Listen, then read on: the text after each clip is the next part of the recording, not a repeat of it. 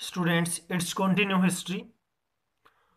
The making of national movement 1870s to 1947. It's continue. Here we will discuss about the happening of 1922 to 1929.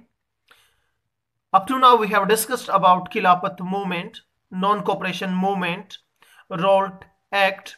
Students यहाँ discuss होगा अब महात्मा गांधी के बारे में। महात्मा गांधी के बारे में हम पहले भी डिस्कस कर चुके हैं वैसे तो। He came to Africa in India in 1915। उसके बाद उन्होंने 1916 चंपारण, 1917 खेड़ा, 1918 अहमदाबाद, यहाँ पर उन्होंने जो है एक प्रकार से ट्रेवल किया था। Listen the problem of peoples and sort out. जो नॉन कोऑपरेशन मूवमेंट था वो 1921 के अंदर स्टार्ट हो गया था। उसका बैकग्राउंड 20s के अंदर तैयार हो गया था।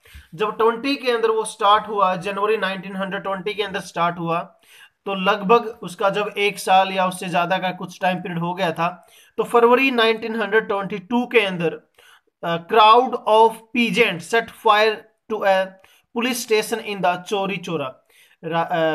फिलहाल जो चौरी चौरा एक डिस्ट्रिक्ट है उत्तर प्रदेश के अंदर, चौरी चौरा पुलिस स्टेशन में लोगों ने आग लगा दी, जिसमें आग लगाने की वजह से 22 policeman were killed on the day. मतलब उसी दिन 22 लोग जलकर मर गए।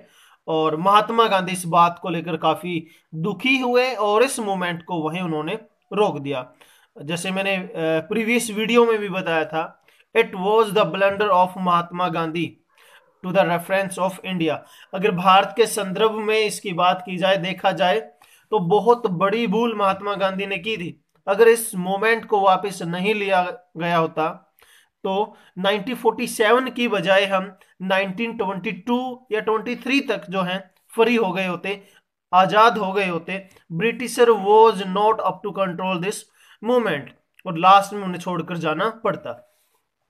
सी once the non-cooperation movement was over, Gandhiji followers stressed that the Congress must undertake the constructive work in the rural areas, and other leaders such as Chittaranjan Das, Motilal Nehru argued that the party should be fight election in the council and enter them in the order to influence the government policies. यानी कांग्रेस के अंदर एक Swaraj party बनी थी जिसके जो founder थे वो चित्तरंजन दास और मोतीलाल नेहरू थे। स्टूडेंट्स, ये कांग्रेस के मेंबर भी थे और साथ साथ में इन्होंने अपना एक अलग से ग्रुप बना लिया था जिसका नाम था स्वराज पार्टी। बनाने वाले चित्तरंजन दास, CR दास भी कहीं आपको मिल सकता है, और मोतीलाल नेहरू, फादर ऑफ जवाहरलाल नेहरू। इन्होंने कहा था हमें केवल प्रोटेस्ट ही नहीं करना चाहिए, हमें तो जो ये इलेक्शन कंडक्ट करवाए जा रहे हैं, काउंसिल इलेक्शन, उसके अंदर भाग भी लेना चाहिए। अगर हम वहां जीत जाते हैं तो गवर्नमेंट के खिलाफ जो है गवर्नमेंट में जाके हम वहां लोगों के लिए आवाज उठाएंगे, ऐसा उनका मानना था। तो जब ये ड्यूरेशन चलती रही 1930 तक, काफी फेमस हो गए थे महात्मा गांधी। लोग उनकी बातों को एक्सेप्ट करने लग गए थे, मानने लग गए थे, उनको फॉलो करने लग गए थे। अगर इसी डिकेड की हम बात करें तो दो इंपॉर्टेंट डेवलपमेंट जो है यहां देखने को मिली हैं इन द मिड 1920s। 1920 के मीड की अगर हम बात करेंगे तो मीड का मतलब बीच में, तो 24, 25 और 26 के आसपास की बात ये कर रहे हैं। Were the formation of the राष्ट्रीय स्वयंसेवक संघ, जिसको हम RSS भी बोलते हैं, हिंदुओं का एक संगठन जिसको हम बोलते हैं, तो उसकी फाउंडेशन 1924 में की गई थी। यहां मिड मेंशन इसमें कर रखा है। And the communist party of India, और जो इंडिया की कम्युनिस्ट पार्टी है उसकी फाउंडेशन भी यही इसी टाइम पीरियड के दौरान की गई थी। These parties have held the very different ideas about the kind of countries should be.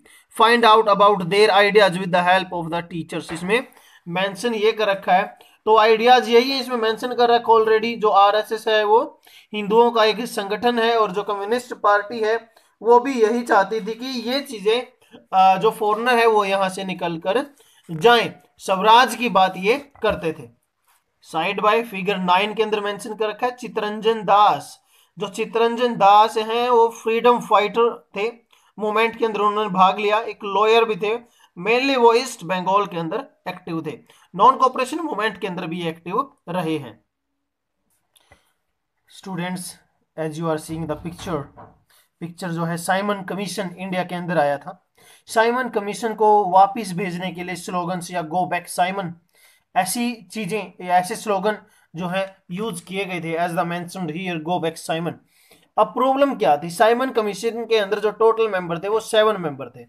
Simon commission वहां की गवर्नमेंट ने भेजा था, जो इंग्लैंड की गवर्नमेंट थी, इंडिया की जो पॉलिटिकल सिचुएशन थी उसके बारे में सोचने के लिए, और फर्दर टाइम पे क्या राइट्स इंडियन को दिए जाएं या किस तरीके का जो है रिफॉर्म इंडिया के अंदर किया जाए, इन चीजों की एक वेरिफिकेशन के लिए एक कमीशन आया था जिसका नाम था साइमन कमीशन।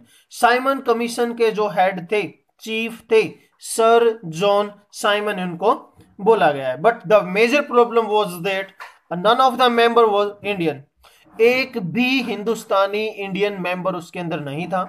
तो इंडियंस ने यही बोला कि जब इंडिया की प्रॉब्लम की बात कर रहे हो तो उसके अंदर एटलीस्ट इंडियन होने चाहिए। हमारी प्रॉब्लम तो हम ही बता सकते हैं ना, फॉरेनर को तो नहीं पता चलेगी क्या प्रॉब्लम है। इसीलिए लोगों ने उसका प्रोटेस्ट किया था। As the mentioned here, the decade closed with the Congress resolving fight for Purna Swaraj. Decade 10 साल, मतलब 1921 से 30 तक का जो डिकेड है वो पूर्णा स्वराज की डिमांड के साथ खत्म किया। मतलब कांग्रेस के लिए, हिंदुस्तान के लिए एक अच्छा साइन यही था, जो सबसे बड़ा इंस्टीट्यूशन था, अब वो बिलीव करने लगा था कि हमें रिक्वेस्ट नहीं करनी है, हमें डिमांड नहीं करनी है, देश हमारा है और पॉलिटिक्स भी हम ही करेंगे, यहाँ के लीडर भी हम ही होंगे, डिसीजन भी हम ही लेंगे इसके बारे में। As the mentioned here, the decade closed with the Congress resolving fight for पूर्ण स्वराज। पूर्ण स्वराज यानी कंप्लीट इंडिपेंडेंस की बात कब कर दी, 1929 के अंदर। लीडरशिप किसकी थी, प्रेसिडेंटशिप किसकी थी, जवाहरलाल नेहरू। इंडिपेंडेंस डे जो है सेलिब्रेट किया गया 26 जनवरी 1930 के अंदर। और एक बात बता दूं, रावी नदी के किनारे रात के 12 बजे फ्लैग होस्टिंग की गई थी, डरते हुए, क्योंकि दिन में अगर ऐसा करते तो पकड़े जा सकते थे। केवल उनको तो एक सिंबल देना था, तो रात के 12 बजे फ्लैग होस्टिंग की गई थी। मतलब अपना एक फ्रीडम वाला फ्लैग वहां दिखाया गया था। अब भगत सिंह की पिक्चर आपके सामने है। The most dangerous revolutionary for the britisher, सबसे खतरनाक, एक प्रकार से इसको अपना दुश्मन भी मानते थे। और ये हमारा दुर्भाग्य ही है कि आज से 7-8 साल पहले तक भी जो रिवोल्यूशनरी हैं उनको टेररिस्ट बुक के अंदर मेंशन किया जाता था। खैर अब नहीं है, आपकी बुक में रिवोल्यूशनरी क्रांतिकारी ही मेंशन यहाँ किया गया है। The revolutionary nationalist such as Bhagat Singh and his friends, और जो भी उसके साथ फाइट कर रहे थे, उन्होंने जो है एक एसोसिएशन बनाया था जिसका नाम था Hindustan socialist Republican association. Hindustan socialist Republic association, HSRA जिसको बोल सकते हैं। अब जब लाला लाजपत राय की डेथ होगी, डेथ कब हुई, जब ये साइमन कमीशन इंडिया के अंदर आया, इसमें लाठी चार्ज किया गया, इतनी लाठियां उनके ऊपर बरसाई जिसकी वजह से वो मर गए थे, उनकी डेथ हो गई थी। अब जो हिंदुस्तान एसोसिएशन रिपब्लिकन एसोसिएशन है, हिंदुस्तान सोशलिस्ट रिपब्लिकन एसोसिएशन है, उसने उसका बदला लेने के लिए ब्रिटिशर के ऊपर या असेंबली के अंदर बम फेंक दिया। लेकिन बम फेंकने का जो पर्पज था वो ये था कि उनको डराना है, उनको धमकाना है, उनको ये मैसेज देना है कि हम भी बॉम्ब बना सकते हैं और हम भी जो हैं ऐसी चीजें कर सकते हैं जो तुम सोच नहीं सकते। बट डिसीजन बिल्कुल अगेंस्ट आया और उसको जो है रिवर्ट ही कर दिया था केस को, क्योंकि उसके एम को ही बदल दिया गया था। तो भगत सिंह ने कहा था, it takes a loud voice to make the deaf hear, इंकलाब जिंदाबाद। यानी जो बहरे कान हैं उनको सुनाने के लिए धमाकों की जरूरत होती है, ऐसा भगत सिंह का मानना था। और इसीलिए उन्होंने जो है असेंबली में बॉम्ब भी फेंका था। Students, it was all over about for today. Thank you. and have a nice day.